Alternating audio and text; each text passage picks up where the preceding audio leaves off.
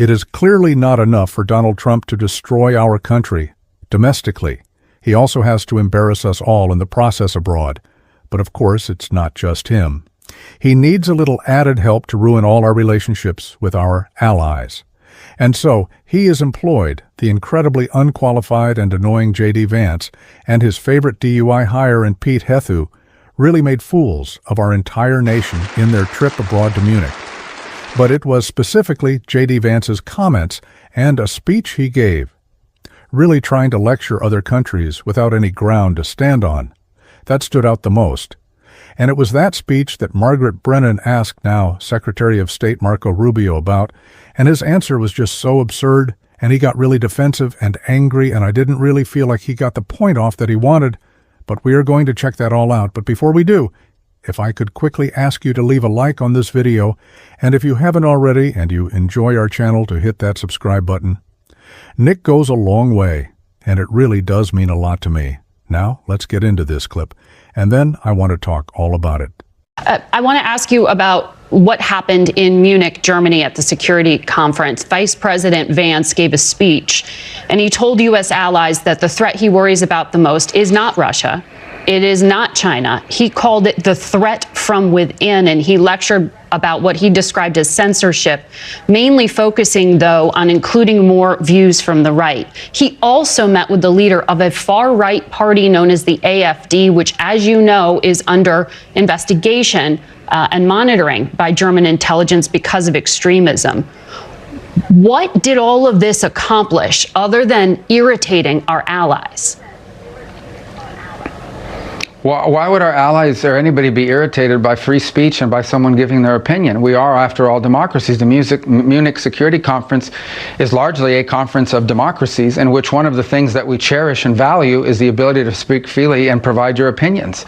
And so I think if anyone's angry about his word, they don't have to agree with him, but to be angry about it, I think actually makes his point. I thought it was actually a pretty historic speech, whether you agree with him or not. I think the valid points he's making to Europe is we are concerned that the true values that we share, the values that bind us together with Europe, are things like free speech and democracy and our shared history in winning 2 world wars and defeating Soviet communism and the like. These are the values that we shared in common. And in that Cold War, we fought against things like censorship and oppression and so forth. And when you see backsliding and you raise that, that's a very valid concern. We can't tell them how to run their countries. He simply expressed in a speech his view of it, which a lot of people frankly share. And I thought he said a lot of things in that speech that needed to be said.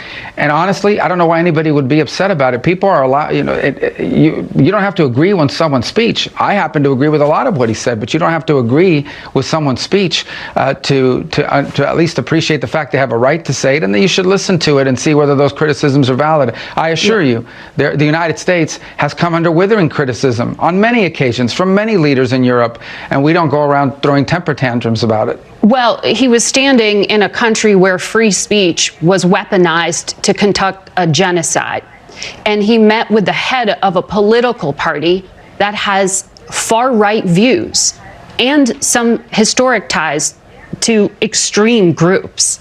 The context of that was changing the tone of it. And you know that the censorship was specifically about the right. No, I have to disagree with you. Free speech was not used to conduct a genocide. The genocide was conducted by an authoritarian Nazi regime that happened to also be genocidal because they hated Jews and they hated minorities and they hated those that they had a list of people they hated, but primarily the Jews. There was no free speech in Nazi Germany. There was none. There was also no opposition in Nazi Germany. They were a sole and only party that governed that country. So that's not an accurate reflection of history. I also think it's wrong. Again, I go back to the point of his speech. Okay, the point of his speech was basically that there is an erosion in free speech and intolerance for opposing points of view within Europe, and that's of concern because that is eroding. That's not an erosion of your military capabilities. That's not an erosion of your economic standing. That's an erosion of the actual values that bind us together in this transatlantic union that everybody talks about. And I think allies and friends and partners that have worked together now for 80 years should be able to speak frankly to one another in open forums without being offended, insulted, or upset. And I spoke to foreign ministers from multiple countries throughout Europe, Many of them probably didn't like the speech or didn't agree with it, but they were continuing to engage with us on all sorts of issues that unite us. So again, at the end of the day, I think that people give that is a forum in which you're supposed to be inviting people to give speeches, not basically a chorus where everyone is saying the exact same thing. That's not always going to be the case when it's a collection of democracies where leaders have the right and the privilege to speak their minds in forums such as these. Mr. Secretary, I'm told that we are out of time. It's almost funny if it wasn't so sad, and I feel myself saying that a lot. It's kind of like the line I love, hate to use it, never surprised, always disgusted. Like this is what we expect from these guys, the free speech absolutists that they claim to be ing, and kicking out the AP for not calling a body of water by its new fake name. Like, those are the free speech guys kicking people out of the press room, Elon kicking people out of Twitter, Donald Trump trying to shut down the mainstream media with lawsuits. Donald Trump trying to shut down independent media with lawsuits doesn't need to shut down the mainstream media. They're already bending the knee corporate media big time there, on board with him.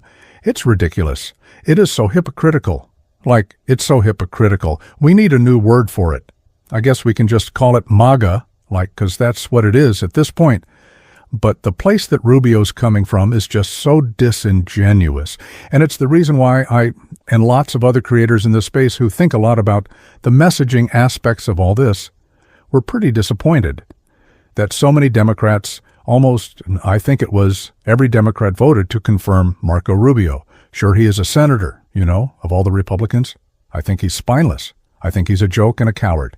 But of all the Republicans, he's okay. He's not the worst. It's like, what, okay, so if you don't send a violent mob to the Capitol, then you're like, cool, you're okay. You're like a normal Republican. I'd be like, that's an unfair standard. It's a pretty easy bar to clear.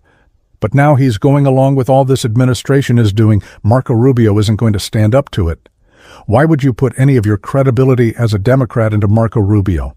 And of course now, we see Democrats voting unanimously against all of these cabinet nominees, but I really not that we need to revisit the past here when there's so much in the future and in the present to talk about. But I just feel like that was a massive failure. And especially with the comments that Rubio is making now, it just seems so sad that, again, we gave him any credibility, any leg to stand on to push this nonsense again, going back on the values that they claim to have. And another great example of that, and we've talked so much about it on the show because I want to keep bringing it up, because I don't feel like it's getting nearly the attention it deserves, is the clear, actual weaponization of our government that's taken place by Donald Trump, that Jamie Raskin really did a great job breaking down right here. Is there anything that you, in your role, can do about this episode and what's happening inside Attorney General Bondi's Justice Department?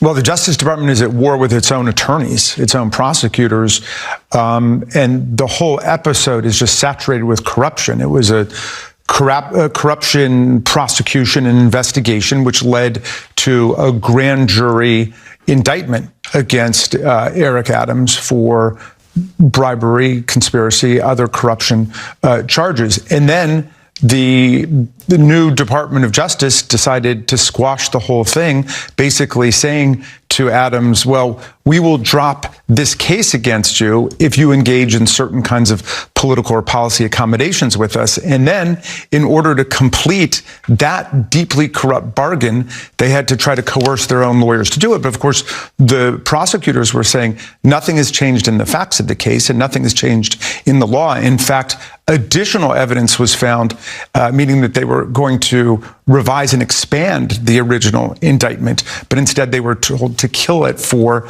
political reasons. And so, this is an outrageous violation of the rules of prosecutors and an offense against due process, and a very dangerous first move for the Department of Justice to be making under the Trump people. Mayor Adams, of course, claims there was no quid pro quo and that none of this was wrong, but there was the lead prosecutor as well on this case who resigned in objection to what's happening.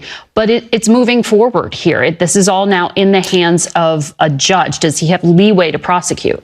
So, first of all, just about Danielle Sassoon, I mean, that's a very conservative U.S. attorney, and she couldn't take it. I mean, you have the most conservative prosecutors in the country resigning in opposition to this steamroller on behalf of corruption. But it's not over yet, because Judge Dale Ho does not have to accept the withdrawal of the charges, the dismissal of the charges, which 7 Department of Justice attorneys resigned rather than be involved in.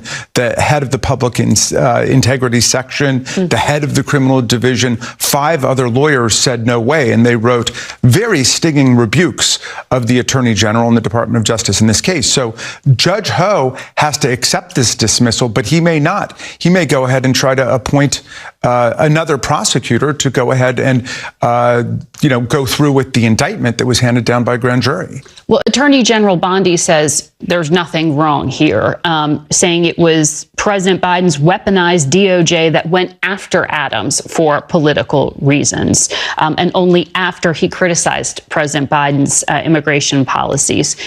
This is a fellow Democrat. Do you think he should be prosecuted? And how do you respond to that allegation? Well, first of all, the Attorney General did not cite any changes in the facts of the case. She did not cite any changes in the law, because neither occurred, nor did she cite any irregularities in the investigation or the prosecution. It's all made up.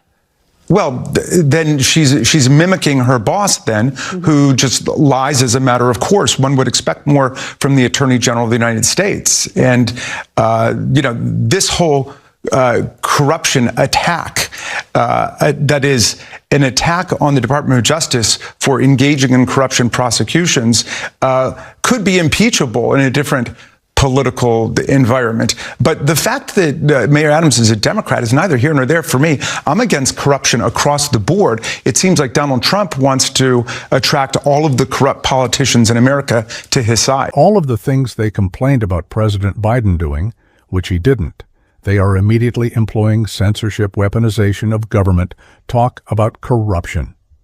Oh my gosh, it is, again, never surprised, always disgusted. But this is what it is now, I guess. I mean, like these are their values or lack thereof, but we just have to be very clear about what's happening, very direct. Clearly, Jamie Raskin is always doing that, so we're lucky to have him. But we need to get everyone else on board. We cannot treat this in any way, shape, or form. And we're having a pending, looming government shutdown ahead of us as a test case, but we can't treat this like a normal administration. We cannot treat this, and I don't like that. We did in that first week wasn't us. And there's a lot of Democrats who didn't, but there were some who did. Like, this is business as usual, because it is not, and that is how we're going to approach this, and is how we're going to cover things on the show. And if you want to support that, as always, you can hit that subscribe button. You leave a like on this video. And if you stuck around to the end, drop a blowheart. I can't even speak. Now you can drop a blue heart in the comments. I don't know what a blue heart was. It's my southern accent coming out. We're losing it here. People, they're getting to me. We're doing our best. Some days are tougher than others. But the Vance thing is still on my mind, and clearly, I'm crumbling here, but we're doing our best. And until next time, hopefully I'll be able to speak better. Next time. I'll see you soon.